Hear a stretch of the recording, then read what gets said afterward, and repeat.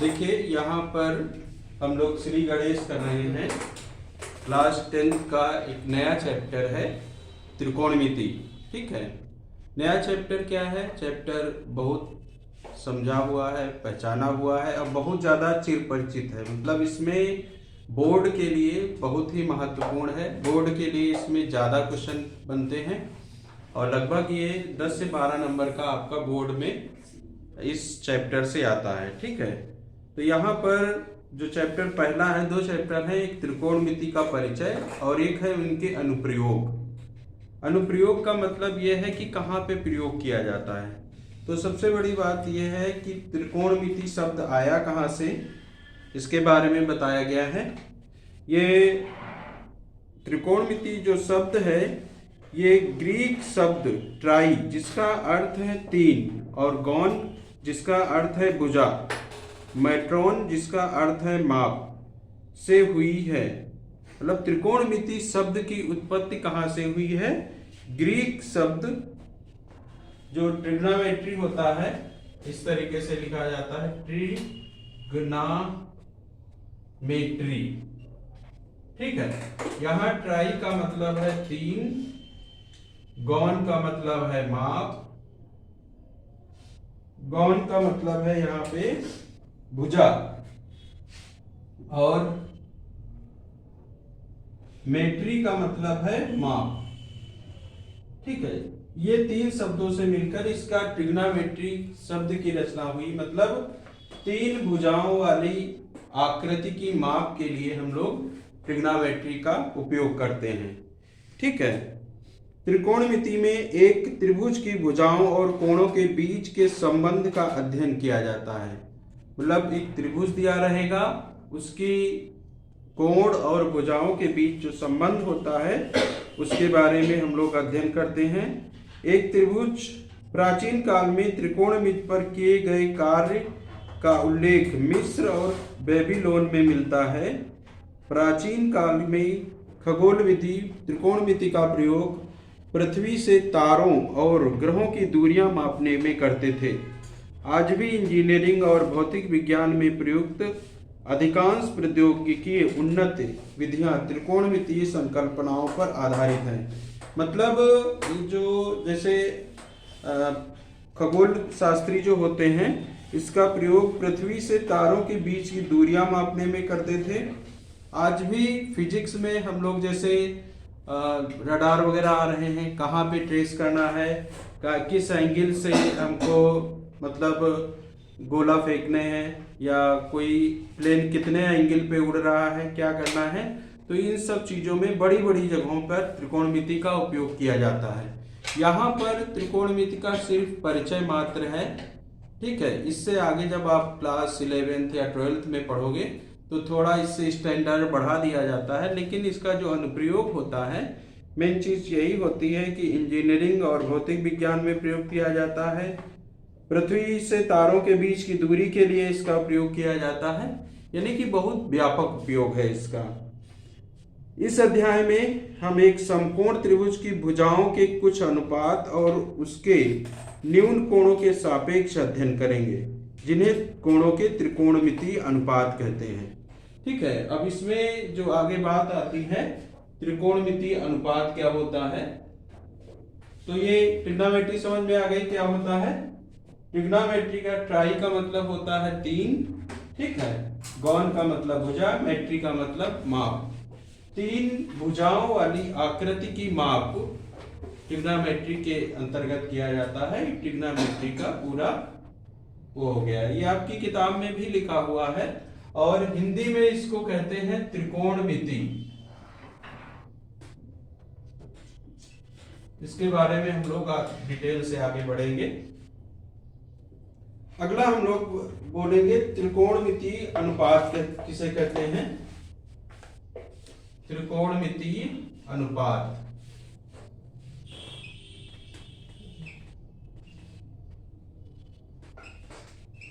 ये क्या होता है?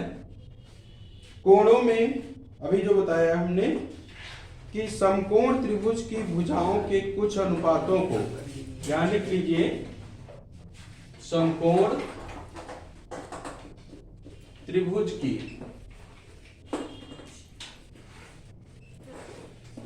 समकोण त्रिभुज की भुजाओं के कुछ अनुपात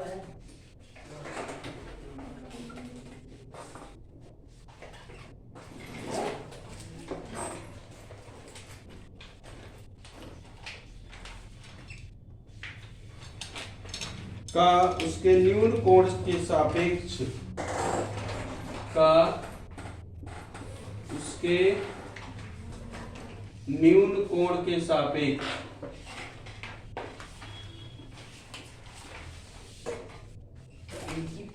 अध्ययन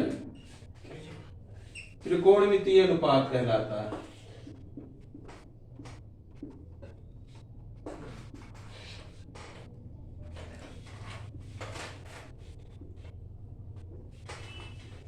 मतलब ये स्पष्ट हो गया, जो इसमें त्रिभुज यूज किया जाएगा वो समकोण त्रिभुज यूज किया जाएगा। इस तरीके से समकोण त्रिभुज ये होता है, ऐसा त्रिभुज जिसका एक कोण 90 डिग्री का होता है उसको समकोण त्रिभुज कहते हैं। ये हो गया समकोण त्रिभुज।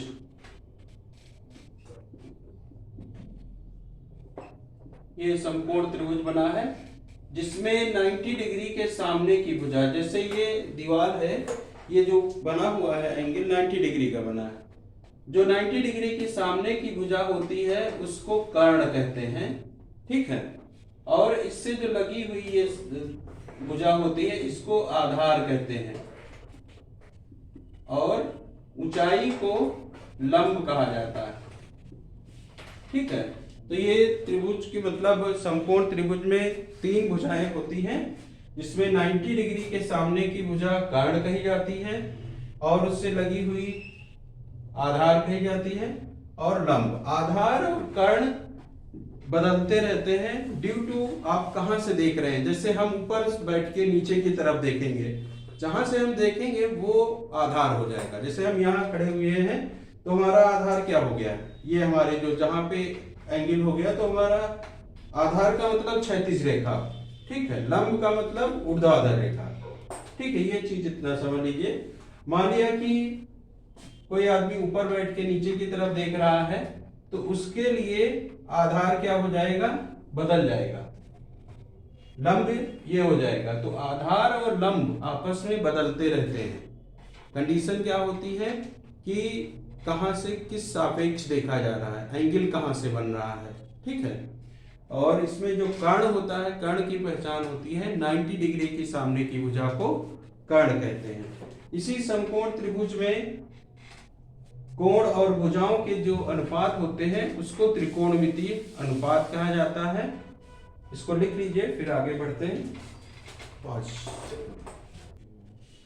जैसा कि अभी हम लोग बात कर चुके हैं ट्रिग्नोमेट्रिक अनुपात के बारे में, वही यहाँ पर क्या कौन कौन से ट्रिग्नोमेट्रिक अनुपात हैं इनके बारे में अध्ययन किया जाता है। बहुत बच्चे उत्सुक रहते हैं कि साइन क्या होता है, कॉस क्या होता है, टेन क्या होता है, कॉट क्या होता है, सेक क्या होता है, कोसेक क्या होता है।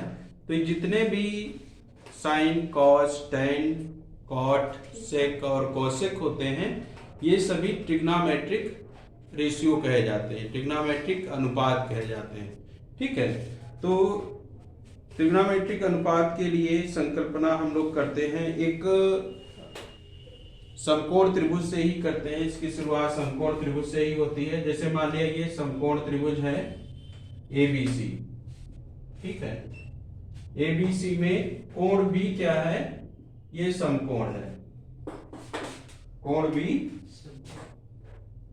समकोण है। तो कोण B के सामने की जो साइड होती है उसको कर्ण कहते हैं, ठीक है। और मान लिया बेस हमारा यहाँ पर ये आधार हो जाता है, और एडजेसेंट साइड जो होती है वो आधार होती है, और जो ऊंचाई होती है वो हो जाता है लंब, ठीक है। अगर इसकी टर्मिनोलॉजी की इंग्लिश में बात की जाए तो कर्ण को हाइपोटेन्यूज बोलते हैं, और लंब को परपेंडिकुलर, और आधार ये होता है बेस, ठीक है। कौन कौन से इसमें ट्रिग्नोमेट्रिक अनुपात होते हैं, एक तो बात की जाती है साइन, एक कॉस, ठीक है, टेन, कॉट, सेक और कोसेक, ठीक है। अब यहां पर जिस एंगल की बात करेंगे वो हम एंगल लगा लिए, मान लेंगे यहां पे हम ये थीटा मान लेते हैं एंगल, तो साइन थीटा की बात करेंगे। साइन थीटा का ट्रिग्नोमेट्रिक अनुपात अगर हमें लिखना है तो एक इसको याद करने का तरीका होता है, हिंदी मीडियम वाले बच्चे इस तरीके से करते हैं, लाल बटे कक्का, ठीक है। और अगर यही इंग्लिश में समझा जाए तो एक इस तरीके से लिखा जाता है, पंडित बद्री प्रसाद हर हर बोले, ये, ठीक है। तो लाल एल बटे के ये होता है साइन, यानी कि साइन थीटा बराबर हम लोग लिख सकते हैं लंब बटे कर्ण, ठीक है। और इस ट्रायंगल से अगर देखेंगे तो लंब हमारा हो जाएगा ए बी और जो कर्ण हो जाएगा ए सी, यानी साइन थीटा बराबर इस ट्रायंगल से हम लोग लिख सकते हैं ए बी अपान ए सी। वही अगर इंग्लिश में बात की जाएगी तो परपेंडिकुलर अपान हाइपोटेन्यूज। परपेंडिकुलर क्या है, ए बी है, हाइपोटेन्यूज क्या है, ए सी। ट्रिग्नोमेट्रिक रेशियो है, ये समझ लीजिए। इसी पर ही आपकी पहली एक्सरसाइज डिपेंड है।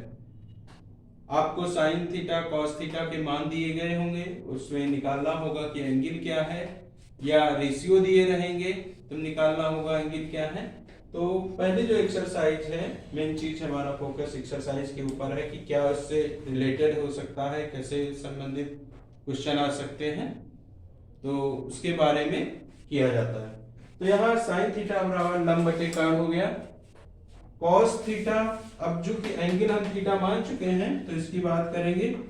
इसके लिए दूसरा जो हो गया ए अपान के, ए को मतलब हो गया आधार, हिंदी मीडियम ज्यादा बच्चे हैं यहाँ पर, आधार, और अपान के का मतलब है कर्ण, ठीक है। अब आधार यहाँ पर क्या है, बीसी अपान कर्ण क्या है, एसी। तो कॉस थीटा बराबर बीसी अपान एसी। इसी तरीके से टेन थीटा, टेन थीटा क्या हो जाएगा, ये लंब बटे आधार, ठीक है। इसको लंब बटे में आधार, लंब यहां पर क्या लिख सकते हैं, ए बी अपान में बी सी, ठीक है। जैसे यहां पर हो गया लंब बटे आधार, अब जो हमारा कॉट आएगा वो आधार बटे लंब हो जाएगा, उल्टा हो जाएगा, यानी कि कॉट थीटा बराबर, यहां थीटा ही लेंगे, आधार बटे लंब। तो ये आधार हो जाएगा BC और लंब हो जाएगा AB। यानी कि ये भी कह सकते हैं जो यहां साइन थीटा है, साइन थीटा और कोसेक थीटा, सेक कोसेक इधर कर लेते हैं थोड़ा सा, ये कोसेक थीटा और कोसेक थीटा, पहले इससे भी समझ लो। सेक थीटा क्या हो जाएगा, सेक थीटा जो हमारा होता है इसका कास का उल्टा, ठीक है। ये चीज समझ लो कौन किसका उल्टा बता रहे हैं, यानी कि कर्ण बटे आधार, कर्ण यहां पर ऊपर और आधार नीचे, यानी कि कर्ण हो गया हमारा AC और आधार जो हो जाएगा BC, और कोसेक थीटा बराबर हो जाएगा कर्ण बटे लंब। यहां पर कर्ण क्या है, AC और लंब हमारा AB होगा, फिगर से देखना, ये है AC और ये AB। एक चीज और भी है कि साइन थीटा जो है वो उल्टा होता है कोसेक थीटा के, ठीक है। साइन थीटा और कोसेक थीटा रिवर्स होते हैं, कॉस थीटा और सेक थीटा एक दूसरे के अपोजिट होते हैं, टेन थीटा और कॉट थीटा एक दूसरे के अपोजिट होते हैं। तो ये भी रिलेशन समझ लीजिए कि साइन किसका उल्टा होता है, कोसेक का, कॉस सेक का, और टेन का उल्टा कॉट। तो यहां पर देखेंगे साइन थीटा बराबर लंब बटे कर्ण है, तो कोसेक थीटा उसका उल्टा हो जाएगा, कर्ण बटे लंब।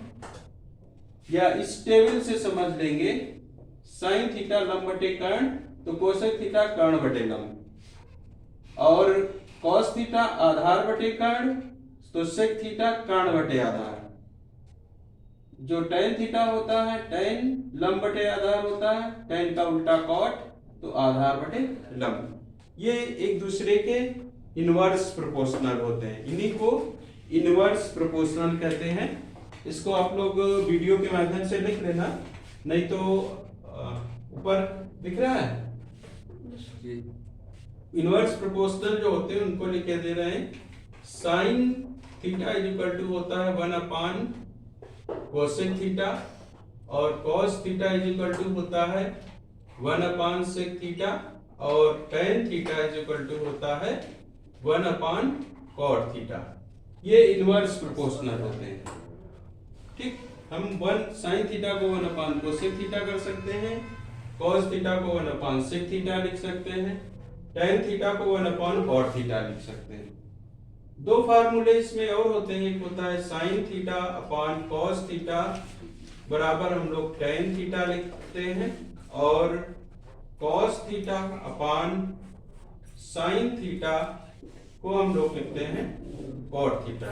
तो ये भी इनवर्स प्रोपोर्शनल भी काम की चीजें हैं, इनको भी लिख लो, समझ लो।